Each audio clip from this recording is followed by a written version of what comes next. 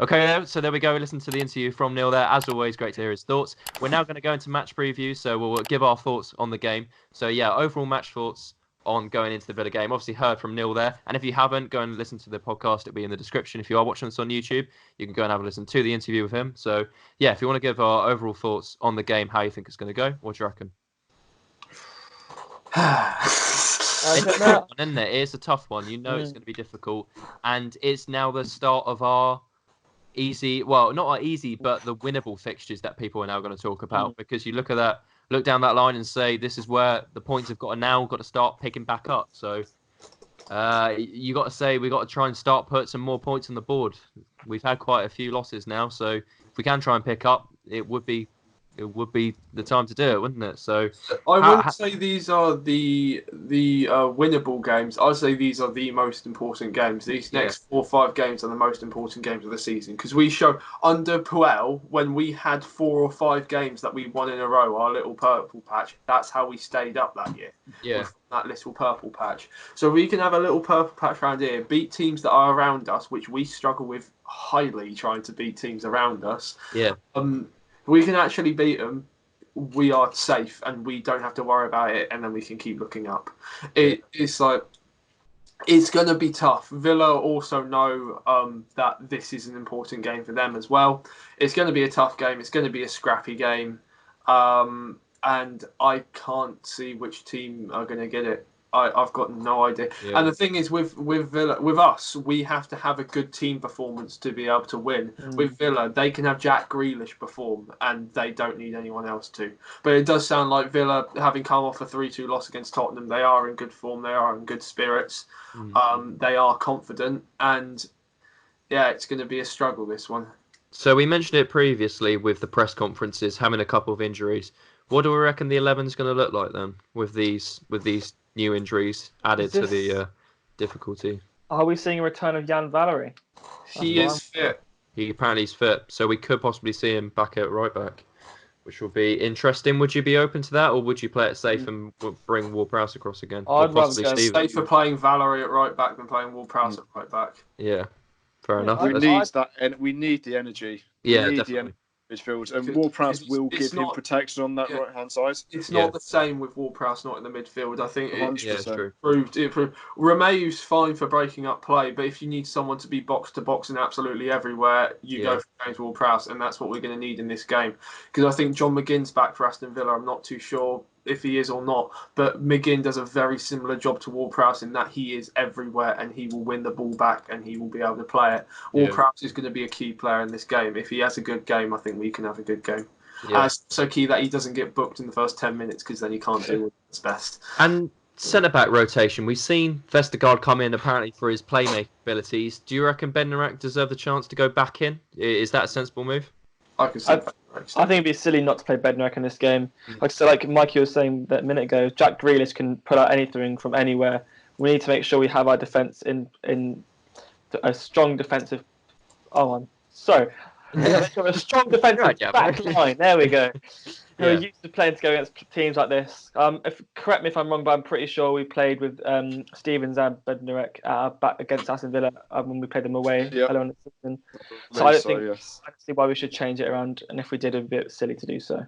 As Neil was saying with Samatta as well, is that Vestergaard, one of the worst qualities of Vestergaard is his concentration and tracking movement. And if Vertonghen and Sanchez didn't know where Samatta was, how is Vestergaard going to know? I think it's going to be. I think Bednarek is going to step back in. So I think Vestergaard's main role in that game was to be a bully to. What's his name? Chris Wood. Be a challenger to Chris Wood in the air, and he proved the effectiveness of him when Vidra came on, and we had a little quick nippy player that he couldn't keep hold of. So, I think Bednarek is probably the right option to bring back in. That's back 5 sorted then, pretty much, isn't it? Or back 4 keeper. So midfield, we're hopefully going to see Ward-Prowse and Højbjerg both fit in that double pivot. So fingers crossed that should be okay. And then attacking wise, we're pretty restricted. It's most likely going to be Gineppo and Armstrong on the right. They should both be fit, correct? And then Shane Long, Ings up front. So it's a little bit weaker, but I think it's still a decent squad. How do you reckon we are successful over Aston Villa? What would be pivotal? For me, their defence is weak and it makes mistakes. Seeing it against Tottenham, we've got Shane Long who runs at people continuously. You've got Danny Ings that pounces on those mistakes as well. We had it at their place when Danny Ings was the quickest to Tom Heaton's smart save for the first goal. We had it for the second when they lost their man for Jack Stevens. We had it for the third when Marvellous Nakamba lost track of the ball in the box and Danny Ings rifled it home. The way that we should win this game, or get points out of this game at the very least, is preying on their defensive mistakes, the defensive relapses, and just keep going. Because as long as we keep Jack Grealish out of the game, which we should do if James Ward-Prowse gives Valery that cover, is through just outscoring them. And Villa like playing out the back too. They do like playing a possession style. They do like playing the ball out the back, and that will bring us hopefully to an advantage in the game of us pressing them high, especially if their defenders make mistakes. So let's be fair, and we've got to make sure the chances do actually go in the back of the net if we do get, like if we're pressing high and get in front of goal. I know it's not Shane Long's biggest strength, but fingers crossed if he does get in front of goal, it's got to try and hit the back of the net. And I think a couple goals our way will massively lift that crowd up. Would you agree? Getting goals in the back of the net will lift that crowd and hopefully get them back on side and try and get that home atmosphere going again. The thing is, 45% of goals that we've conceded this year have been in the last half an hour. Yeah, and I think that is the most important thing. And I know it's tough because it's been quite a tough run of fixtures, a lot of games, and we're still trying to learn this system. We're still trying to get the fitness up. But if we can take our chances early on, it means that playing that last half an hour is a lot less stressful than us just having a 1-goal lead. It is like one of the most, we've struggled for years now of keeping hold of a lead, and if we can get this one over the line as well, I think that'd be a massive boot, especially with the small run of games that we have been on that we have lost. I think having a solid performance, maybe a clean sheet, probably not. Hopefully, fingers crossed, we can get this one over the line. I know it didn't have the overall outcome, but you look at the Wolves game and think we were 2 goals up in that position. And I know Wolves are very good at getting back in the game, but I think if we did get to 2 goals up, when did we actually start throwing the game away? When was it? About 53 minutes. So in the first half, we went into that game 2-0 up. I think we probably would now have the confidence, especially against Aston Villa, who are struggling, just to not just get the first goal, but go for that second and just give yourself a bit of leeway, because I don't think Aston Villa particularly have as much quality as Wolves do to get all the way back into that game again. So if we could try and repeat a kind of, not the result because it wasn't a good one, but you know what I mean, that form at the start of going for that second one and not just settling for the first, I think that would be a really good mentality to go for it. So the one real thing that I want to see, if we do take the lead and at half time Villa change something, I want to see Ralph be adaptable. Because every single time that something's changed in the opposition that has affected the way that they play and has counteracted how we play, we haven't adapted to that. We haven't changed our system. I don't know if it's because there is just no way of adapting it. I don't know if Ralph is just so he just wants to play his way of playing and there's no other way that he wants to play.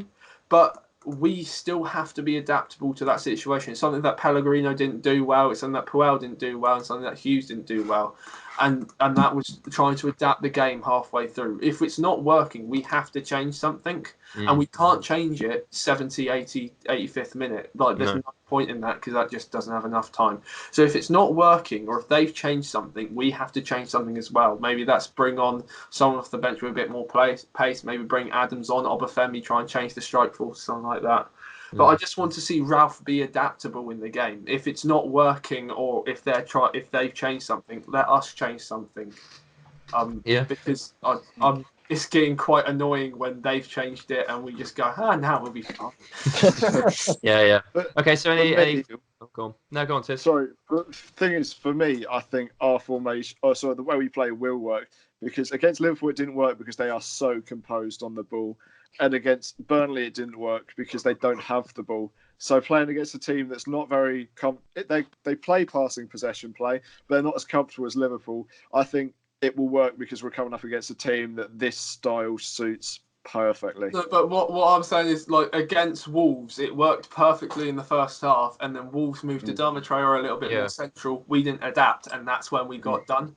Like, so if it worked perfectly in the first half and then Villa changed system, maybe we do have to take off one of our strikers, bring Romeo on, so hold that 3. Maybe bring Vestergaard off the bench if they bring a big man off the bench. Like, just adapt a little bit more, because there's nothing wrong. If we've got a 2-goal lead and we go a little bit more defensively, there is nothing wrong with that. And then again, if it doesn't work, that's I'm to blame. So Okay, so just we're out of time. If we wrap it up with predictions, then if you want to rattle off what you reckon the score is going to be and what you're going to predict. Okay. Keeping a clean sheet, so I'm going to go for a 3-1, same as the away leg. 3-1. Okay, very nice. Jambo, I'm going to go a bit negative and go for a 2-2. Okay, 2-2. Tizard? 3-0. 3-0. Wow, and a clean sheet. I reckon 2-1 will be a decent He's result. not gone 1-0. Thanks for watching. This clip came from our latest podcast. If you want to listen to the full version, links to it are in the description. And finally, if you did enjoy the video, please give it a like and make sure you subscribe with the bell on to never miss an upload.